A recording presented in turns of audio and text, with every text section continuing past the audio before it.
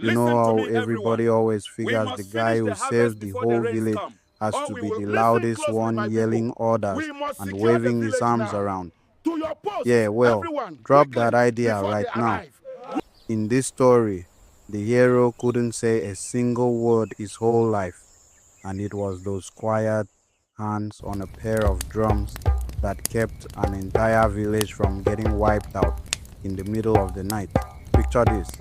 You're standing on a low ridge just behind the village of Afrikpo out in the Igbo Hills. The sun is dropping fast, turning the cassava fields gold and red. Dust from the harmattan wind is still hanging in the air, and you can taste it on your tongue. There's this 12-year-old kid named Boma sitting cross-legged in the dirt with a small practice drum between his knees. His fingers move fast, tapping out rhythms that sound almost like words. But when he opens his mouth, nothing comes out. Never has. The other kids are chasing goats down the path, laughing and shouting, and they wave at him like he's just the quiet boy who plays with sticks. Nobody stops to really listen. You shift your feet, and the dry grass crackles under you. Down in the village square, the women are pounding cassava, smoke from cooking fires drifting up, and you hear laughter from the men finishing up a land talk. I understand. Boma's grandfather, old Eze, is the only one who ever really got it. He's the master drummer around here, and years ago he carved Boma a pair of real talking drums from sacred wood. The kid was 5 then. Eze told him straight, the ancestors These didn't drums take your carry voice. the voices They gave of you our one ancestors, that travels farther Boma. than any mouth can You shout. must listen closely And when Boma they speak. believed him. Those drums became everything to him. While the other boys learned to wrestle or hunt birds, Boma sat under the big Iroko tree every evening, hands flying, sending messages across the hills that the grown-ups mostly smiled at and forgot about 5 seconds later. But this particular evening, something feels off. You're right there with you're right. Boma on the ridge, when his fingers suddenly freeze, mid-beat. The birds that should be settling down for the night have gone dead quiet. Then you feel it too, this faint tremor coming through the ground, and way off past the tall elephant grass, you catch the tiniest glint of metal, spear, and low voices carrying on the wind. 20 men from the rival hills are creeping closer under the cover of darkness. They've been watching the village. They know everybody's tired from last night's festival. Bellies full, no sentries posted, granaries stuffed with the harvest. They are planning to hit at first light when the whole place is still sleeping heavy. Boma doesn't wait. You see him scoop up his little drum and start running down the path toward the village, bare feet kicking up dust. His heart is pounding so hard you can almost hear it over the wind.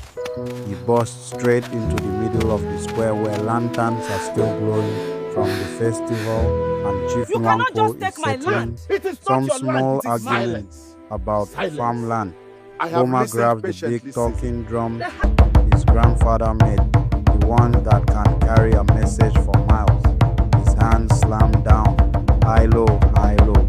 The rhythm says danger from the north, men with spears, everybody come quick. A couple of kids stop their game and tilt their heads. An old woman by the fire chuckles and goes back to stirring her pot. The chief barely glances over and waves a hand like he's brushing away a fly. Let the mute boy play, he says. We've got real matters tonight. You're standing right there in the square now, feeling the tension start to build in your own chest. Boma doesn't quit. He moves to the exact center where the firelight hits him, sweat already beading on his forehead, and he pours everything he's got into those drums. The beat gets faster, sharper, calling out the names of the neighboring villages in the old drum language his grandfather taught him. It's It's like he's shouting without a voice, telling them raiders are coming, help is needed. Old Iz is watching from the edge of the crowd. The old man's eyes widen because he understands every single beat. He shuffles over, grabs his own drum and jumps in. Now, there are two of them, grandfather and grandson. The rhythms rolling out across the hills like thunder that nobody else quite catches yet. The thing is, the village is still half asleep from the festival. People are yawning, kids are nodding off against their mothers, and the men are leaning on their spears, talking about tomorrow's planting. Outside on that northern ridge, you can't quite see from the square. The first faint orange glow of the enemy torches starts to flicker through the grass. It's maybe an hour before dawn. The air feels heavier, like the night itself is holding its breath. Boma's arms are burning, but he keeps going. Faster now. The drums almost begging the village to wake up. You feel the stakes sitting right in your stomach. This place has maybe 300 people. Farms full, cattle fat and slow. Kids running everywhere. One raid and it all goes up in smoke. Homes burned, food stolen, families dragged off, and nobody posted a single guard because they trusted that peace treaty from 3 seasons back. Let there be peace. You're right in the between middle our of it villages. now, heart picking up speed with the drums. Chief Nwankwo keeps trying to ignore it, pride sitting heavy on his shoulders, because admitting the mute kid might be right would make him look weak in front of everybody. But the drums don't stop, they roll out stronger, calling for help from the next villages over. Ez's voice finally cracks through the chatter. He's speaking the old tongue. The old man shouts, Listen to the boy. A few more heads turn. Stay right here. Mothers pull their babies closer without knowing why. Keep quiet now. The first grey light of dawn is creeping over the hills, and you can see the silhouettes now. 20 dark shapes with spears moving down the ridge straight toward the sleeping village. Boma's hands are a blur. The rhythm hits this fever pitch that cuts through everything. You're standing there, feeling the ground almost vibrate under your feet. And then it happens. The first raiders crest the ridge, expecting easy picking. And right at that moment, the village finally snaps awake. Men are grabbing spears and machetes. Women are hurrying kids toward the sacred grove. And from 3 neighboring villages, you hear answering drums rolling back across the hills. Reinforcements are already on the move because Boma's message got through.